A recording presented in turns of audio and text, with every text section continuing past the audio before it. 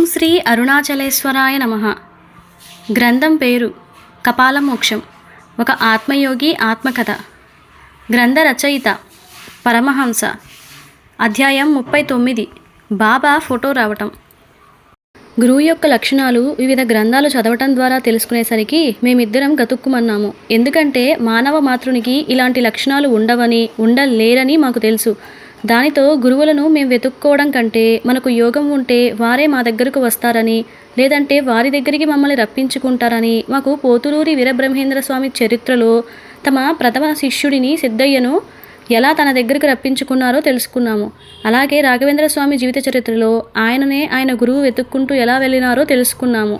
అలాగే వివేకానందుడు ఇప్పటికే 48 మంది గురువులను కలిసి సంతృప్తి చెందక ఆఖరికి రామకృష్ణ పరమహంస దగ్గరకు చేరి వారిని గురువుగా ఎంచుకొని గురువుగారు అనుగ్రహం ఎలా పొందినారో తెలుసుకున్నాము. దానితో నా ఇష్టదైవాల అనుగ్రహం నిత్యం మంత్రధ్యానం చేయటం, అలాగే నిజ గురువు దర్శనం కోసం గురుచరిత్ర పారాయణం చేయటం ప్రారంభించాము. అప్పుడు ఒకసారి మా ఊరికి మా అమ్మమ్మ గారు రావటం జరిగింది. ఆమె నిత్యం ఏదో గ్రంథపారాయణం చేయటం, అలాగే ఎవరో సిద్ధ విగ్రహాన్ని పూజ చేయడం చూస్తుంటే నాకు ఆశ్చర్యం వేసింది. అది ఎందుకంటే ఇప్పటిదాకా నేను వివిధ దేవతా విగ్రహాలను చూడటమే జరిగింది. ఒక మనిషిలాంటి వ్యక్తిని ఆరాధించే మొట్టమొదటిగా అమ్మమ్మని చూస్తున్నాను. పైగా అప్పటిదాకా నేను భగవద్గీత, గురుచరిత్ర గ్రంథ పారాయణాలు చేయటమే తెలుసు. కానీ ఈవిడ దగ్గర షిరిడీ సాయిబాబా జీవిత చరిత్ర అనే గ్రంథమును పారాయణం చేస్తుంది. ఎవరు ఈ మనిషి లాంటి సిద్ధపురుషుడు విగ్రహం అని సందేహం వచ్చింది. అమ్మమ్మని అడిగితే దానికి ఆమె వారు మహాయోగి అయిన షిరిడీ సాయిబాబా వారని, గొప్ప సద్గురువని, 1918వ సంవత్సరంలో మహాసమాధి చెందిన వారని, అక్కడ వారంతా వీరిని నడయాడే పరమాత్మగా కొలుస్తారని, సర్వమత స్థాపకుడని ఇలా షిరిడీ సాయిబాబా గురించి చెప్పడం జరిగింది. అప్పటి నుండి బాబా గురించి తెలుసుకోవాలని తపన ఉండేది. మా ఊరిలో కానీ మా చుట్టుపక్కల గ్రామాలలో కానీ బాబా గుడి లేదు. అప్పట్లో జనాలకి వీరి గురించి అంతగా తెలియదు. దీనితో మాకు కూడా పూర్తిగా ఆయన గురించి తెలియకుండా పోయింది. ఒకసారి వేసవి సెలవుల కోసం మా అమ్మమ్మగారి ఊరికి వెళ్ళటం జరిగింది. ఒక గురువారం ఆమె బాబా గుడికి వెళ్తూ నన్ను కూడా తీసుకొని వెళ్ళింది. ఇక్కడ 3 అడుగుల తెల్లని పాలరాతి విగ్రహం, రాతి మీద కూర్చున్న భంగిమలో ఎదరు సిద్ధపురుషుడి విగ్రహం ఉన్నది. ఆయనే బాబా అని అమ్మమ్మ చెప్పేదాకా నాకు తెలియదు. ఎదుట ఉన్న విగ్రహమూర్తిని చూడగానే సజీవంగా చూస్తున్నట్లుగా అనిపించసాగింది. వామ్మో, ఇంతటి మహత్తర సిద్ధ మహనీయుణ్ణి ఇంకా ఎన్నటికీ వదిలిపెట్టకూడదని నాలో నేను ప్రతిజ్ఞ చేసుకున్నాను. నాకే ఆశ్చర్యం అనిపించింది. ఎందుకో నా యోగ జీవితాన్ని నడిపించే నావికుడు అని బలంగా చూసిన మొట్టమొదటి రోజునే అనిపించింది. చూపులు కలిసిన శుభవేళ, శుభముహూర్తం, మా ఇద్దరి మధ్య ఏదో తెలియని అనుబంధం ఏర్పడింది. తాత మనవళ్ళలో తాతగా ఉంటాడని అనిపించింది. లింగమూర్తిని ఆరాధించినా కూడా నాకు ఇలాంటి ఆర్తి ఆయన విషయంలో కలగలేదు. ఈయన విషయంలో మాత్రం కలగకుండా ఉండలేదు. ప్రతిరోజు అక్కడ ఉన్నవాళ్ళు బాబా గుడికి వెళ్ళటం జరిగింది. ఒకరోజు నేను బాబా గుడికి రాగానే పాము కరిచిన వ్యక్తిని అక్కడికి తీసుకువచ్చి, బాబా, వైద్యులు ఇతన్ని బతికించలేమని చేతులెత్తేశారు. దైవాన్ని నమ్ముకోమని చెప్పి వెళ్ళిపోయారు. మా దృష్టిలో నిన్ను మించిన దైవం ఎవరూ లేరు కదా బాబా, మా వాణ్ణి రక్షించు రక్షించు అంటూ దీనాతి దీనంగా బాబాకి హారతి ఇస్తూ ప్రార్థన చేస్తూ ఉన్నారు. వాడి ప్రార్థన, అలాగే పాముకాటుతో బాధపడుతున్న వాడి ఆవేదన చూసి నా కళ్ళ వెంట నీళ్లు రావడం ప్రారంభమైంది. ఇంతలో ఆలయ పూజారి వచ్చి బాబా దగ్గరున్న విభూదిని ఈ పాముకాటు వద్ద రాసి నోటిలో కొంత ఊదేసి బాబా వైపు ప్రార్థన చేసి వెళ్ళిపోయాడు. సుమారుగా 3 గంటల తర్వాత ఈ పాముకాటు బాధితుడు పునర్జీవితుడయ్యాడని అమ్మమ్మ నాకు చెప్పేసరికి నా ప్రాణం వచ్చినంత ఆనందం వేసింది. ఈ అద్భుత సంఘటనతో ఆయన మీద, మా తాతయ్య మీద గౌరవ మర్యాదలు, ప్రేమ ఆప్యాయతలు పెరిగినాయి. నా సెలవులు పూర్తి కావడంతో ఇంటికి వెళ్లే సమయం ఆసన్నం అయ్యేసరికి బాబాని వదిలి వెళుతున్నందుకు నా మీద నాకే కోపం, బాధ కలిగినాయి. కానీ ఏమీ చెయ్యలేం కదా. అప్పుడు మా అమ్మమ్మ నా చేతికి షిరిడీ సాయిబాబా జీవిత చరిత్ర గ్రంథం, అలాగే బాబా వారు చెప్పిన జవాబులు పుస్తకాన్ని నా చేతిలో పెట్టడం జరిగింది. వీటిని కనిపించని బాబా తాతయ్య ప్రసాదంలాగా దాచుకొని మౌన వేదనతో ఇంటికి రావడం జరిగింది. కానీ నా నుండి బాబా ఆలోచనలు పూర్తిగా పోయేవి కావు. బడిలో, గుడిలో జరిగిన సంఘటనలు అన్నీ బాబాకి చెప్పేవాడిని. ఆయన అన్నీ వింటున్నాడని భావించేవాడిని. నన్ను చూసేవాళ్లకు నాలో నేను ఏకాంతంగా మాట్లాడుకోవడం మాత్రమే కనిపించేది.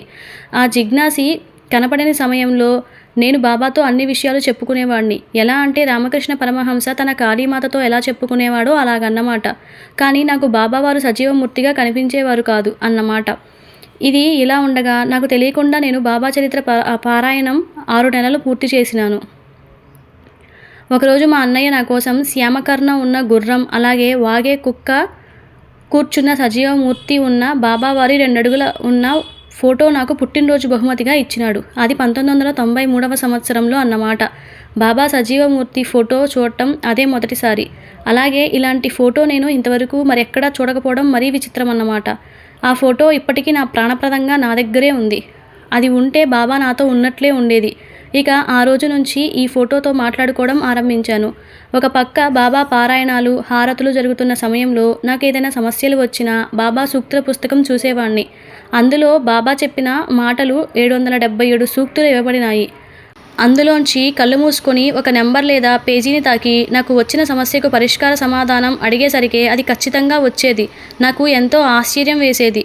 దానిని స్వయంగా బాబా ఆజ్ఞ అని భావించి ఆయన చూపిన సమాధాన సూక్తిని అనుసరించేవాడిని, పాటించేవాడిని, ఆచరించేవాడిని.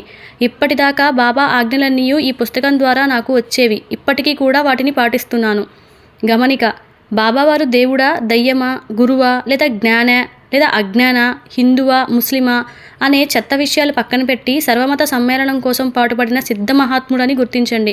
ఎన్నో సంవత్సరాల పాటు సిద్ధయోగ మార్గంలో సాధన చేసి ఎన్నో రకాల యోగమాయాలను దాటుకొని పరిణతి చెందిన పరిపూర్ణ బ్రహ్మజ్ఞాని అని గుర్తించి మన కళ్ళ ముందు జీవించి మరణించిన నడయాడే పరమాత్ముడని గ్రహించి ఆరాధించండి. మీకు కావలసిన యోగం లేదా భోగం ఆయనే అందిస్తాడని విశ్వాసంతో విశ్వసించి విశ్వారాధన చేయండి. సమాధానాలు చెప్పే బాబా పుస్తకం. కొన్ని రోజుల తర్వాత ఆనందవదనంతో, ఆరోగ్యంగా, ఎంతో ఉత్సాహంగా నా దగ్గరికి జిజ్ఞాసి వచ్చినాడు. ఈసారి మనసులో గురువుకు సంబంధించిన ప్రశ్నలు పెట్టుకొని బాబా ప్రశ్న జవాబు పుస్తకం ఇచ్చే సమాధానాలు చూడటానికి వచ్చినాడు. 1. సాధనకి గురువు అవసరమా అనే ప్రశ్న అడగగా బాబా పుస్తకం జవాబుగా గురువు సహాయం లేనిదే ఎవరికీ కానీ ఆత్మసాక్షాత్కారం పొందుట చాలా కష్టం అని వచ్చింది. 2. సాధనకు గురుమంత్రోపదేశం అవసరమా అన్నప్పుడు బాబా పుస్తకం జవాబుగా ఉపదేశాల కొరకు, మంత్ర యంత్రాల కొరకు ప్రయత్నాలు చేయకు, మీ ఆలోచనల్లో నన్ను గుర్తించు అని వచ్చింది. 3. బాబా మీకు గురువులు ఏదైనా మంత్రోపదేశం చేశారా అన్నప్పుడు బాబా పుస్తక జవాబుగా నా గురువు చాలా గొప్ప యోగి, దయామయుడు, ఆయనకు చాలా కాలం సేవించినను నాకు ఎటువంటి మంత్రము ఉపదేశించలేదు అని వచ్చింది. 4. బాబా నాకు మీరు ఏదైనా మంత్రోపదేశం ఇస్తారా అని అడగగా బాబా పుస్తక జవాబుగా నేను చెవిలో మంత్రాలు ఉపదేశించను, నా పద్ధతి వేరు అని వచ్చింది. 5. బాబా గురుసేవ చేయడం అవసరమా అన్నప్పుడు జవాబుగా నిజమైన సాధువుల పాదాల మీద పడితే మీరు చేసిన పాపాలు తప్పక తొలగిపోతాయి అని వచ్చింది.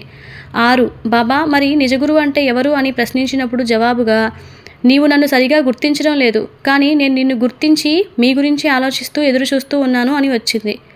7. బాబా మరి నకిలీ గురువు అంటే ఎవరు అని ప్రశ్నించినప్పుడు జవాబుగా ఎవరు ఎక్కువగా మాట్లాడుతూ తమ గొప్పతనాన్ని చాటుకునే కపట గురువులు ఈ మధ్య చాలామంది తయారయ్యారు అని సమాధానం వచ్చింది. బాబా నిజ గురువు తన శిష్యుల నుంచి ఏమి ఆశిస్తాడు అని అన్నప్పుడు దానికి జవాబుగా నా గురువు నా నుంచి నమ్మకం, శ్రద్ధ తప్ప ఇంకేమీ ఆశించలేదు అని వచ్చింది.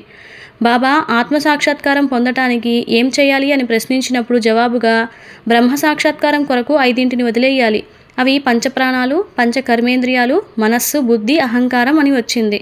బాబా మీరు ఎందుకు అవతరించారు అని ప్రశ్నించినప్పుడు 840 సంఖ్య కోరుకొని చూడగానే దానిలో మంచివారిని కాపాడుతూ చెడ్డవారిని మారుస్తూ ధర్మాన్ని నిలకడగా ఉంచడం దేవుడు నాకు అప్పగించిన పని అని వచ్చింది. బాబా మీరు దేవుడా లేదా గురువా అని ప్రశ్నించినప్పుడు 366 కోరుకొని చూడగానే మీరంతా నన్ను దేవుడిగా పూజిస్తున్నా నేను మాత్రం దేవుణ్ణి సేవిస్తాను, ఆయనను నేనెప్పుడూ మరువను అని వచ్చింది.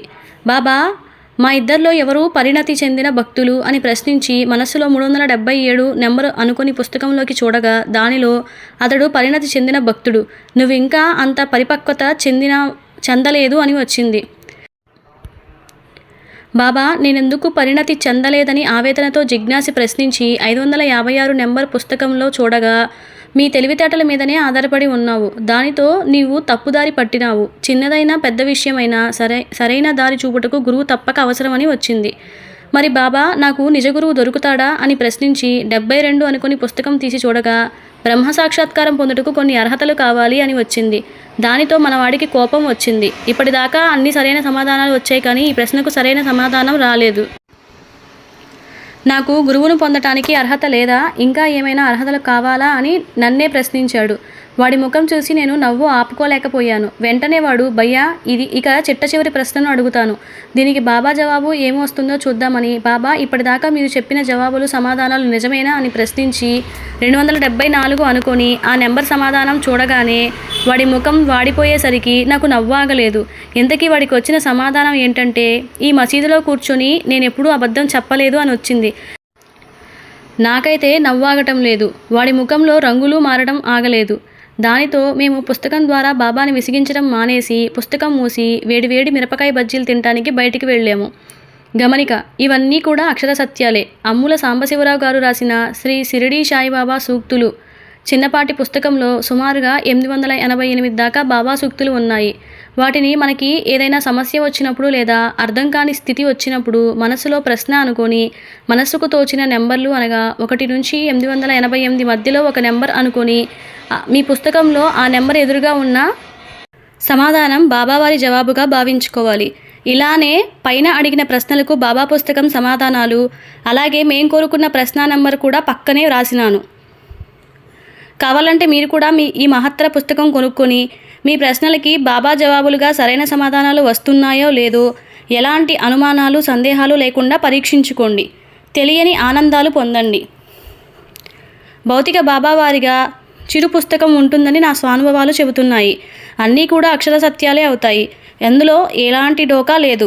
ఎన్నో సంవత్సరాల నుంచి, సుమారుగా 1993వ సంవత్సరం నుంచి ఇప్పటిదాకా 2019 దాకా నాకు వచ్చిన ఎన్నో సమస్యలకు ఈ బాబా పుస్తకమే ఎన్నో సలహాలు, సూచనలు, ఓదార్పులు, తిట్లు, సమాధాన జవాబులుగా ఇచ్చింది.